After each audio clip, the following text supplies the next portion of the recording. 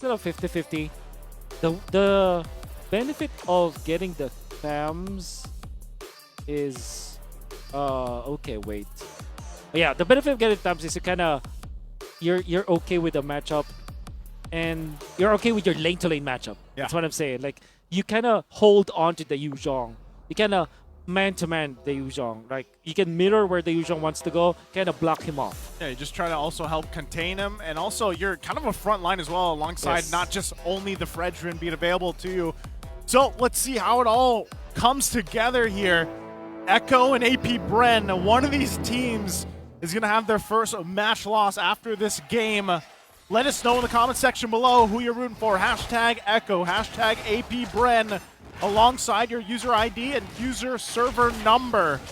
You get a chance to win some diamonds today as we take on this last match between these two powerhouse teams. 2 winners of 1,000 diamonds, and all you have to do is comment? I mean, that's something. I would do that. I wish I was watching right now. You can be, Rockhart. I choose not to. Let others have a Let chance. others have a chance. There's a chance. Moonton will give us diamonds for another spin. So thank you. Moonton's so nice. Anyway, so now it is going to be a question of whether or not, you know what, JP can make a play here. So both roamers have this instant flicker big skill that they can use, right? Either flicker final slash or flicker wild charge. We'll have to watch out for that. Yep. Obviously, that will be happening after level 4. We're very close to this turtle for 8 seconds. You always have to have a Vengeance Carrier when you're facing up against the Roger. Although there's like unbounce, majority of the damage of the Roger, what you wanna hit, you know, in front of your opponent. So especially because Benecutie builds this up with a Wind Talker, so attack speed build is generally gonna be suffering from Vengeance users. So that's the reason why they pick up Tams. Right. They need to have a Vengeance Carrier in this game. And not only that, but the other side of it is usually when teams pick up the Harith, we see them planning up here, possibly to make a play up there or just get those level 4s available. But with the Harith, it could work really well in the early game or fall off. Yeah. Exchanges, though. Looks like AP Brand not waiting for the level 4s, though. Right Wow. now, it is going to be CASTER in trouble. That's first blood going over to Echo. More can happen here. A bit late there on the Nether Realm, and few might have to find a way for Flapteasy to make an escape here. They're running out of ways to get out. Ogun ready, doesn't have the final slash, does have it now. Just a little too late.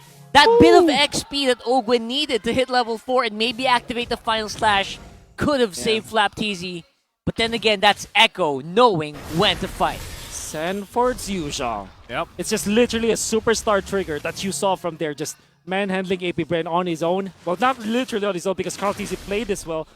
And the fact that they did the same Barrett's rotation from Game 1 and Game 2 where CASTER actually stays in front of the lane of the EXP to kind of have a little bit of an advantage over CASTER in terms of levels and also force some rotations from AP Bren. This is a well-thought strategy and rotation from Echo. Yeah, great decision-making from them early on, especially leading that first hurdle. And with that, they're still putting pressure. Gonna Flap, nice little dodge there himself. But now you're wondering, where does AP Bren find a win this early point in the game? This is, you know, when we're talking about leads here, Echo doesn't typically have this 1K plus lead this early on in the game, so far from what we've seen from the series. So we'll see how AP Bren responds to that. I think with this, they might want to look a play and put pressure, of course, on Benecutie, force some here, but the response already from Echo rotating down here as well. It's the thing about the Harith, right? How long do you need to get to the point where, okay, we have this power spike on this Harith, we're going to be able to fight toe-to-toe with Echo? The answer is not too long, actually. That's why you pick up the Harith anyways. You want to speed up the game. And right now, CASTER seem to be just suffering from all the chip damage, right? There's no one big burst skill coming in from Echo. It's just non-stop chip damage, and the Fredrin can barely keep up. So that happens when Echo goes together. AP Bren are having a hard time finding them isolated so far. Yeah, again, I think this is the tale of the Valentina Faramis matchup. Daytona's welcome, though. 100%. Right now, once more, the target is going to be the jungler for AP Bren. That's Kyle Teasy going down almost without a fight. And Sanji going to be taken as repercussion here. But look at the HP bars. Oh! They're not kidding around here. Fuse got good damage, but Flapteasy not going to be able to survive. Ogwen's making his way, though. He's hungry. Oh, he's hungry. Does he have enough, though? Does he have enough damage from this Arlott? And looks like he's the one who's going to get chased down. The outplay. Wow. That's one play. He got something out of that exchange. Yep. And by the way, he took advantage of the extra speed from the river once the turtle spawns. Ooh. Oh, they're going to go for this. Yeah, going hard right now. No final slash available. Maybe up in a few seconds. Kyle TZ comes back with a turtle pick. Now it's going to be JP and Carl TZ. Sanji trying to find a way to get out of harm's way here as AP Bren looking more confident walking into their jungle. Wow. So AP Bren, despite how that whole first 3 minutes went, they at least get some form of win, get on the board here, and still putting pressure around the map. Yep. Talk about mechanics. Before that fight that they were able to get the turtle fight, the turtle win, and the kill onto JP, oh sorry, Sanji, AP Bren managed to utilize Ogwen and his full mechanics from the bottom lane to the mid lane, to the turtle lane. So, Oh, wow. oh my, Ogwen, dude. Ogwen. No hesitation. He is him. I think he also just had the information that, you know, the flicker was going to be down for JP. Yep. And I believe, yeah, even the wild charge, he didn't have it because he had to use it earlier to escape. Great decision and communication there from AP Bren. Yeah. Yeah.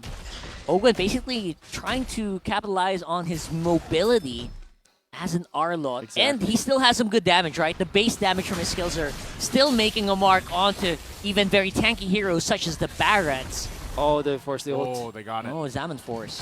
Still 40 seconds away from that turtle, though, the objective. So right now, AP Bren managed to keeping things together, right? It's pretty much still very even across the board right now, objectively. That is the Starlium Scythe being picked up, though, for Super Marco. So when I asked earlier, damage department for the Harith, when does it come? This might be the start of it. Super risky here. They're playing around with fire, wild charge. They caught him in the middle of that skill animation. And basically having to spend everything to stay alive, that's JP. So that's the roamer down for Echo, or at least out of the fight. AP Bren could take this turret quite easily. Yeah, they're going to get that. Turtle now up. Benny Cutie still staying on that bottom side. So we'll see how Echo wants to deal with this. They're going for it. Yeah, they're trying to get as many fights as they can onto this with the final slash here. Kyle Teasy, he's trying to stay alive, but there's just no way against the 5-man unit of AP Bren, who seem to be happy to just take these orcas as many times as possible in that fight. Well, you're asking about the power spike of the Harith, right? That is definitely it. One item that's all you need. And of course, one thing that you have to take note about AP Bren is that they have a lot of mini crowd controls that are very impactful.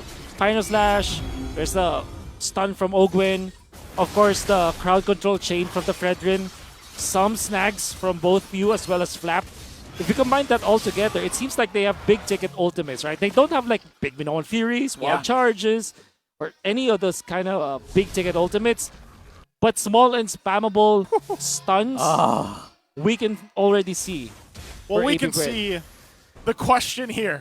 Is this the MSC 2024 preview for the finals? Hey, that's heavy. That's heated. That's a heavy. I can't even think about that right now, because right now we are seeing Carl TZ being manhandled right now. They told us welcome. Oh my goodness, that was huge. Forcing AP Bren to activate that Nether Realm, but the fight is looking a lot better now. They are going for the chase. JP, no wild charge available, means it will be very difficult for Echo to take this, or will it? Sanji on the back. Oh no, Benny Cutie not going to be able to make it though. And look at that. It's going to be AP Bren coming out on top, not giving Echo any chance to fight back. How is AP Bren doing it? Right now, they are just demolishing Echo. Yep. And they're going to make their way further down the mid lane here. It's just a power spike that we're looking at AP Bren. Big spike. They're very, very strong at this point. Galtizi is very tanky. And even though they jump Super Marco, you have to take note, this has a Purify. And obviously, he went in for Thunderbelt first. There you go. We can see it in the items. That's why you can see that when he attacks, there's a little bit of an, electricity going on. And this allowed him to kind of last into team fights. Like, So this is not a very squishy Harith, actually. You can see it there, even after the jump from Carlteasy, right? Let's take a Through look the at replay. from Infinix. Yeah, I don't envy Carlteasy in this fight right now. I mean, beautiful Daytona's welcome. They maybe stun a few AP Brand members. But you know what? It's just, there's so much survivability or sustain to the AP Brand that doesn't matter. Sanji had ultimate right there, but he did not use it, so that's interesting. Maybe if they could have copied the Fire Mist ultimate, things would be different. Maybe they could have turned it around, but I guess Few is just very, I don't know, slimy or, you know, slippery. Yeah, it's hard to catch. Hard to catch. Yeah, he won up Sanji in that last one. Yeah, for sure. They're going to go for this Lord here. First one of the game. Flap still on the bottom side. Going to make his way up here. So AP Brent stalls it out a little bit. Is this a good decision, Wolf, for Echo? Being down 5K. Oh, they're concealed. Hold They're on. concealed. They want to go straight for the jungler here of Echo. And again, the Barrett's just having a hard time even just moving. Tore through the Netherrealm immediately here. That's going to be a huge kill out for Echo. A lot of people getting knocked up here with a wild charge with JP, but doesn't matter because the follow-up damage is not there yet for Echo. Yeah, Benny will just have to run away. Again, mini crowd controls from AP Bren, but plenty of them. Quantity is what AP Bren, and frequency of the stuns that allowed Super Marco to just dance in front of Echo. And also, this is their power spike, like we talked about. So, definitely hard to penetrate at this point. And Ogwen played this game so well. 100% kill participation for the guy. Yeah, out of this whole thing, you know, the whole series. I mean, actually, even for today, we haven't seen a lead this big. That's right. So far, nearly 8,000 gold. AP Bren gearing up for this push now. We've seen them end games before on that first Lord push. We'll see if they're able to do it here. But Echo, can they hold on? Can they keep it together in this mid lane? It starts here. Ogwen, though. Oh, he already used up his Flicker Final Slash, so that's one move that Echo doesn't need to worry about.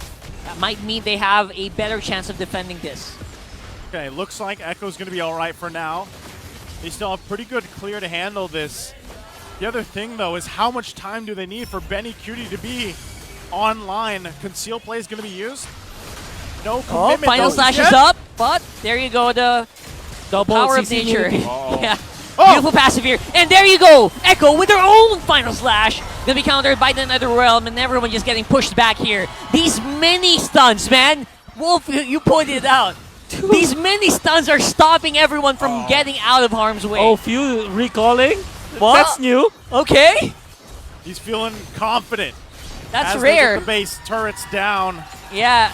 So no minions. Very, very few minions here available, actually. But there you go. Sanji just nowhere to go for this guy. Wow. 2 members remaining from Echo. And that's going to be AP Ren very happy to take this win over Echo. The current world champions maintain the undefeated record. They're happy about it, feeling good. And they win this battle of the world standard here against Echo 2-1.